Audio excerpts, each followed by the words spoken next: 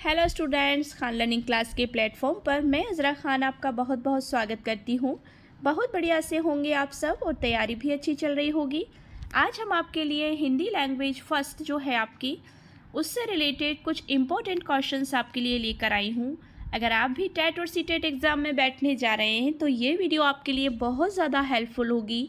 Video को and तक ज़रूर देखिएगा और अगर आप इस चैनल पर नए हैं तो चैनल को सब्सक्राइब ज़रूर कर लीजिए और सब्सक्राइब करते वक्त बेल आइकन प्रेस करना बिल्कुल ना भूलें, जिससे कि आप हमारी कोई भी लेटेस्ट क्लास को मिस ना करें।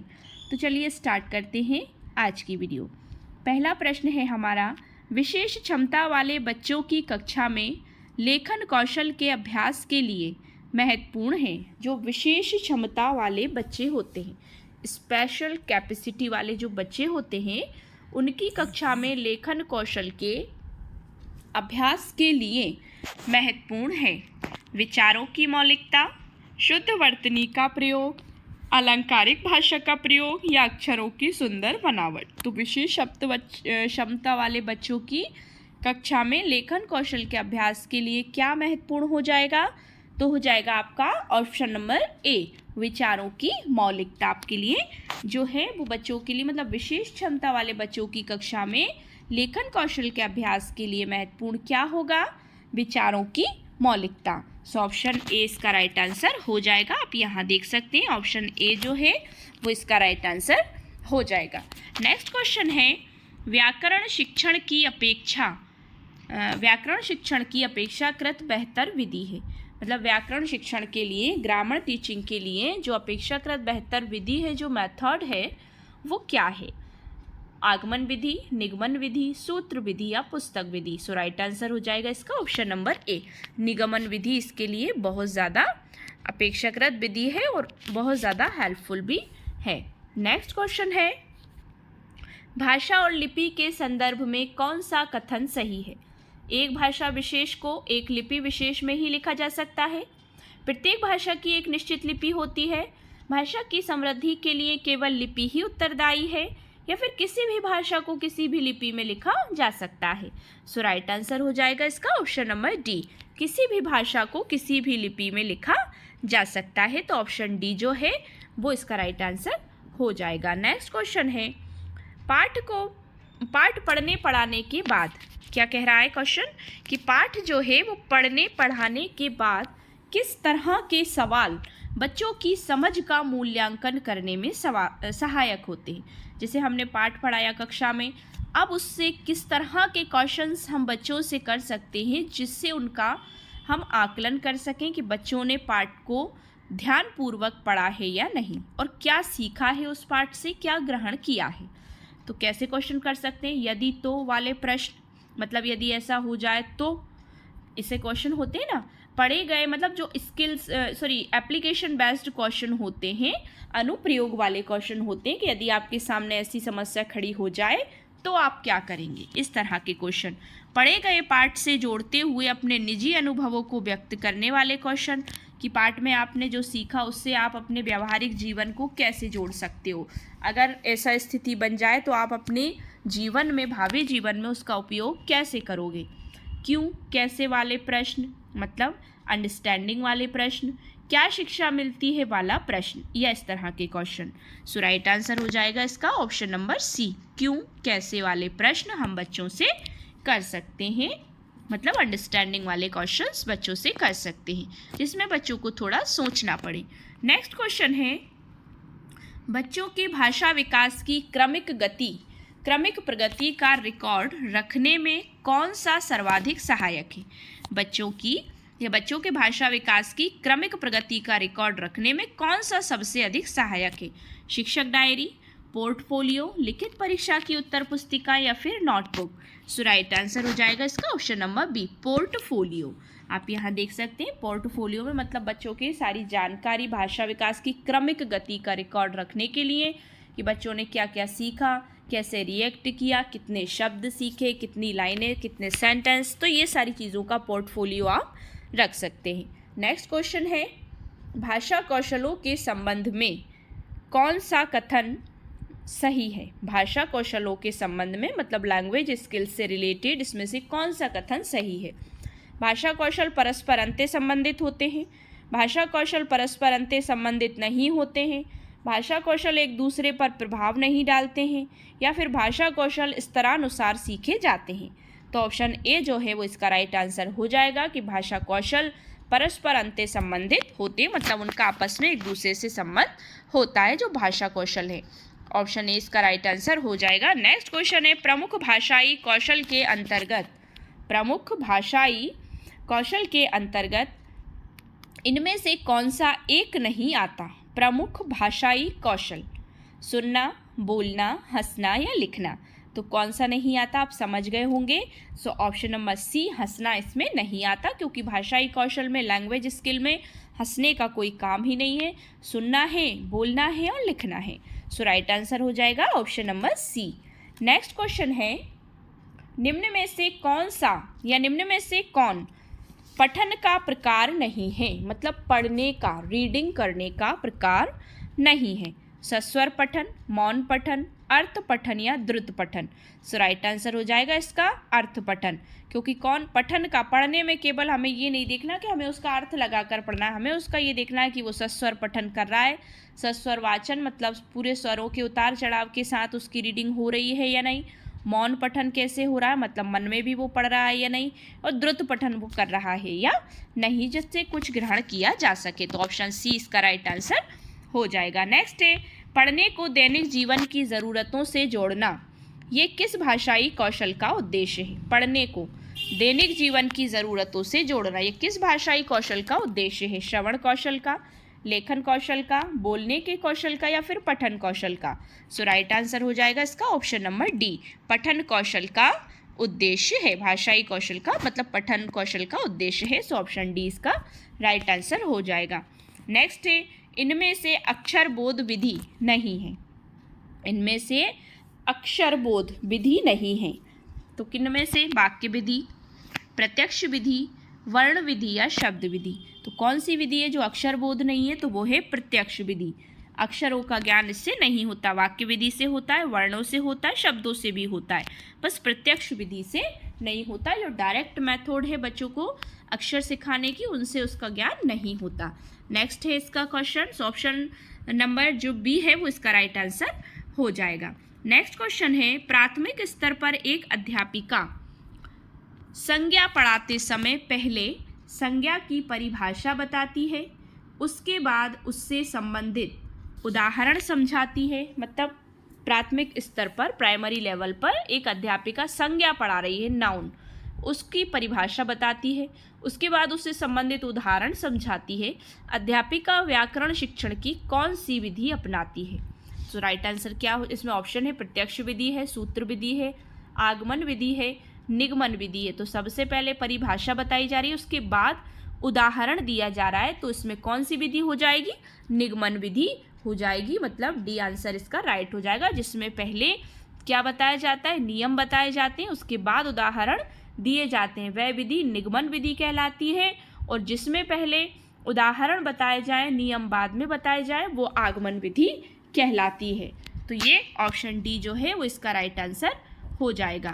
नेक्स्ट क्वेश्चन है, पठन कुशलता का मूल्यांकन करने के लिए, मतलब रीडिंग में बिल्कुल पारंगत होने के लिए, पढ़ने में बिल्कुल दक्ष होने में का मूल्यांकन करने के लिए आप क्या करेंगे? पढ़ी गई सामग्री पर तथ्यात्मक प्रश्न पूछेंगे, पढ़ी गई सामग्री पर प्रश्न बनवाएंगे, पुस्तक से किसी पाठ की पंक्तियां बनवाएंगे, या फिर बच्चों से ज़ोर ज़ोर से बोलकर पढ़ने के लिए कहेंगे ताकि उच्चारण की जांच हो सके, मतलब लाउडली रीडिंग करने को कहेंगे। सो राइट आंसर हो जाएगा इसका ऑप्शन नंबर डी, के बच्चों से ज़ोर ज़ोर से बोलकर पढ़ने के लिए कहेंगे ताकि उच्चारण की जांच हो सके, मतलब लाउड रीडिंग करवाएंगे। सो ऑप्शन डी जो है वो इसका राइट आंसर हो जाएगा। नेक्स्ट है, पठित अंश पर प्रश्नों का निर्माण करवाने से, पठित अंश पर प्रश्नों का निर्माण करवाने से प्रश्न बैंक तैयार हो जाता है, जिसका उपयोग प्रश्न पत्र बनाने में किया जाता है। बच्चों की ऊर्जा, समय व्यर्थ चला जाता है, बच्चों की पढ़कर समझने की योग्यता का आकलन होता है, या प्रश्न पत्र बनाने में आसानी होती है।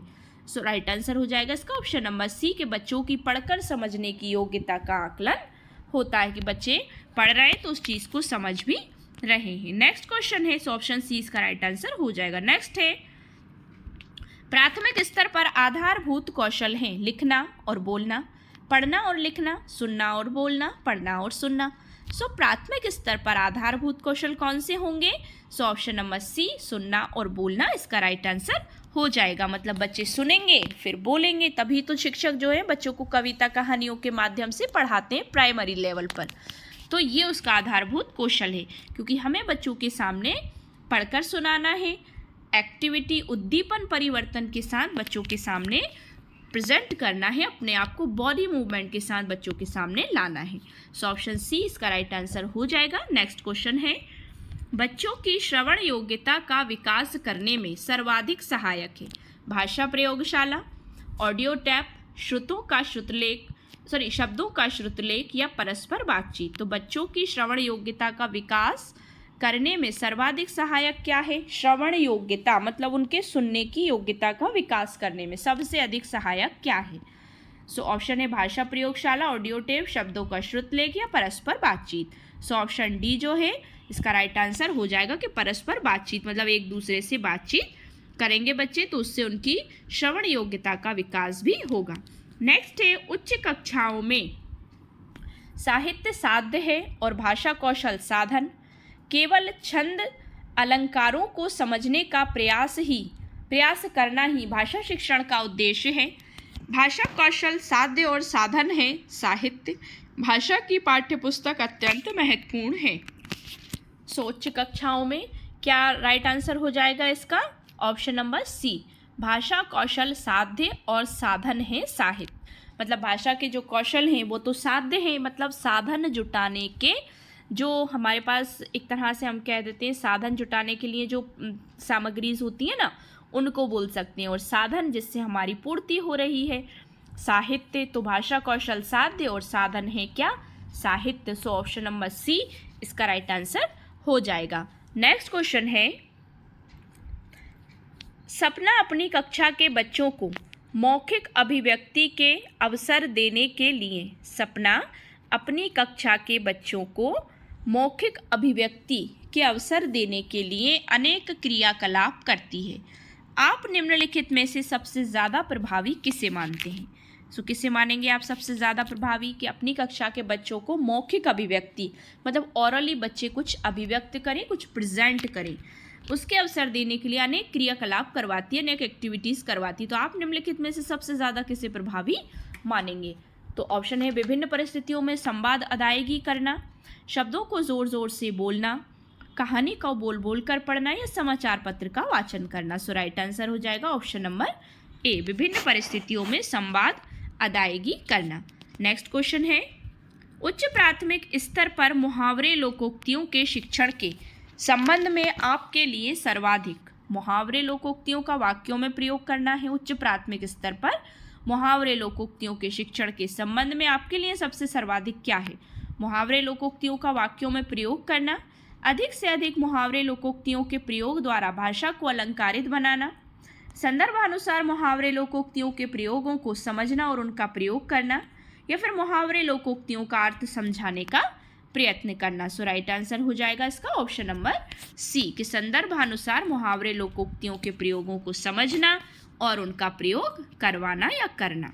ऑप्शन सी राइट आंसर हो जाएगा। नेक्स्ट है, व्याकरण शिक्षण की वह पद्धति अपेक्षाकृत अधिक उचित है जिसमें बच्चे नियमों को कंठस्थ कर लेते हैं, बच्चे उदाहरणों से नियमों की ओर जाते हैं, बच्चे नियमों से उदाहरणों की ओर जाते हैं, या बच्चे सूत्रों का प्रयोग करते हैं। सो राइट आंसर क्या हो जाएगा? ऑप्शन नंबर सी, कि बच्चे जो हैं वो नियमों से उदाहरणों की ओर जाते हैं। ये व्याकरण शिक्षण की वह पद्धति है, अपेक्षाकृत अधिक उचित भी है, जो बच्चे हैं वो नियमों से उदाहरणों की ओर जाते हैं। तो ऑप्शन सी इसका राइट आंसर हो जाएगा। नेक्स्ट है, भाषा के सतत और व्यापक मूल्यांकन का उद्देश्य है बच्चों की सीखने की प्रक्रिया को समझकर उपयुक्त शिक्षण अधिगम प्रक्रिया अपनाना, अगली कक्षा में प्रोन्नत करने हेतु साक्ष्य जुटाना, बच्चों की त्रुटियों की पहचान करना, मूल्यांकन की परंपरा का निर्वाह करना। सो ऑप्शन ए इसका राइट आंसर हो जाएगा कि भाषा के सतत मतलब निरंतर, लगातार और व्यापक मूल्यांकन का उद्देश्य है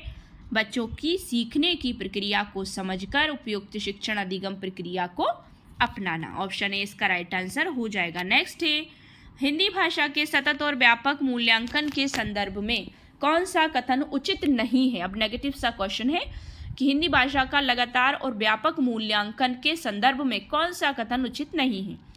ये बताता है कि बच्चों को किस तरह की मदद की ज़रूरत है। ये बच्चे के संदर्भ में ही मूल्यांकन करता है। ये बच्चों को उत्तीर्ण अनुत्तीर्ण श्रेणियों में विभाजित करने में विश्वास रखता है। सतत और व्यापक मूल्यांकन बच्चों की श्रेणी की या सीखने की क्षमता और तरीके के बारे में जानकारी देता है। सो राइट आंसर क्या हो जाएगा इसका? ऑप्शन नंबर सी, ये बच्चों को उत्तीर्ण अनुत्तीर्ण मतलब पास फेल श्रेणियों में विभाजित करने में विश्वास रखता है। सतत और व्यापक मूल्यांकन। सो ये क्या है? इसमें कथन उचित नहीं है। हिंदी भाषा के सतत और व्यापक मूल्यांकन के संदर्भ में कौन सा कथन उचित नहीं है? तो ऑप्शन नंबर सी, ये कथन उचित नहीं है। तो क्योंकि केवल बच्चों को व्यावहारिक ज्ञान भी देना है, केवल पास फेल का ही श्रेणियों में उन्हें नहीं रखना है, उसमें उन्हें विभाजित नहीं करना है। सो ऑप्शन सी इसका राइट आंसर हो जाएगा, जो कि नेगेटिविटी का कथन है। नेक्स्ट क्वेश्चन है, पढ़ना कौशल में सबसे ज़्यादा महत्वपूर्ण है। रीडिंग स्किल्स में सबसे ज़्यादा इंपॉर्टेंट क्या है? पढ़ने की गति, अर्थ एवं अनुमान, शब्दों का उच्चारण या वर्गों की पहचान। सो राइट आंसर हो जाएगा इसका ऑप्शन नंबर बी, अर्थ एवं अनुमान। पढ़ना कौशल मतलब उसका अर्थ भी समझ में आना चाहिए और अनुमानित भी होना चाहिए। नेक्स्ट है, प्राथमिक स्तर पर बच्चे किस प्रकार की कविताएं पसंद करते हैं। प्राइमरी लेवल पर बच्चे जो हैं वो किस प्रकार की कविताएं पसंद करते हैं? जिनमें मूल्य हो, जिनमें योग्यता हो, जिनमें नवीन शब्दों का भंडार हो, या जिनमें तुकबंदी हो।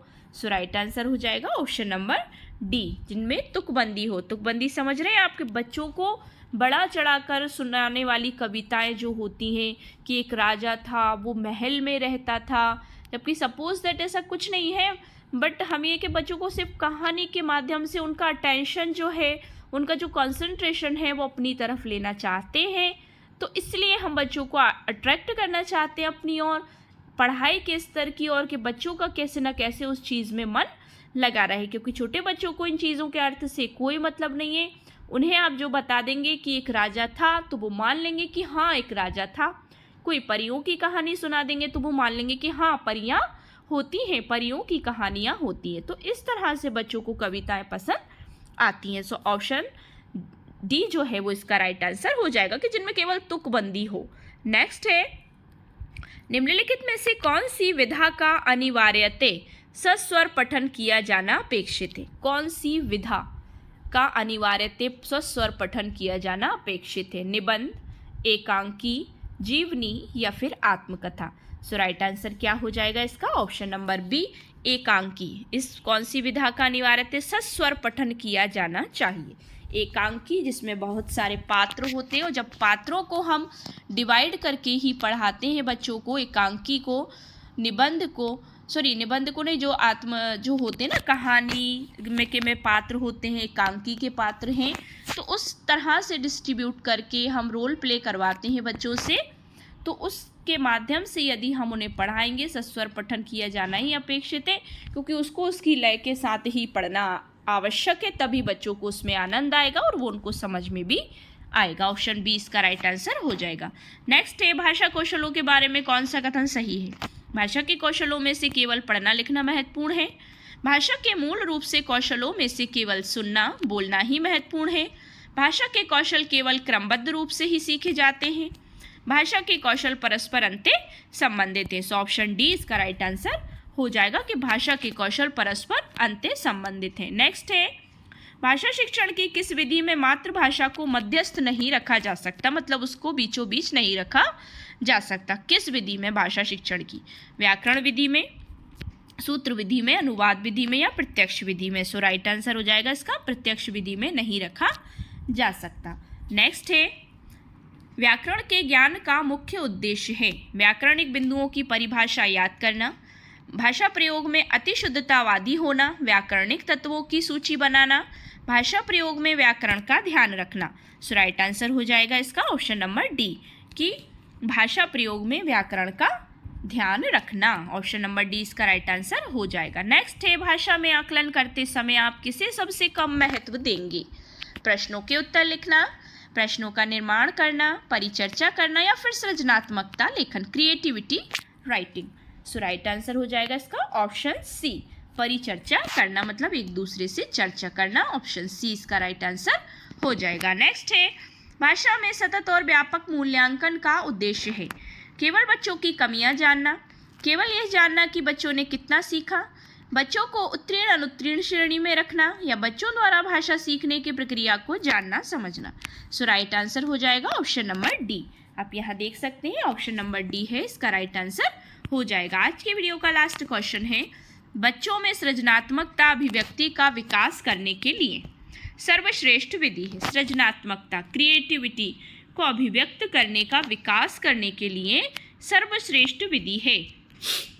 ऑप्शन ए, पढ़ी गई कहानी को संक्षेप में लिखना, भूकंप आने पर जो तबाही हुई उसके बारे में अपने अनुभव लिखना, 2 दिन के अवकाश के लिए पत्र लिखना या लिखवाना, मेरा आदर्श विद्यालय पर निबंध लिखवाना। सो राइट आंसर हो जाएगा ऑप्शन नंबर बी, भूकंप आने पर जो तबाही हुई उसके बारे में अपने अनुभव लिखवाना, कि बच्चे अब उसके बारे में क्या अभिव्यक्त कर सकते हैं कि अब जो तबाही हुई है भूकंप से उससे बच्चों ने क्या सीखा। सो राइट आंसर हो जाएगा इसका ऑप्शन नंबर बी। आप यहाँ देख सकते हैं ऑप्शन बी इसका राइट आंसर हो जाएगा। सो ये थी हमारी 30 क्वेश्चंस की very important class. I hope so आपको वीडियो पसंद आया होगा। अगर वीडियो पसंद आया तो वीडियो को लाइक शेयर करिए, चैनल को सब्सक्राइब कर लीजिए और बेल आइकन प्रेस करना बिल्कुल ना भूलें, जिससे कि आप हमारी कोई भी लेटेस्ट अपलोड मिस ना करें। Thanks for watching my video and see you again with the next video. Thank you so much once again.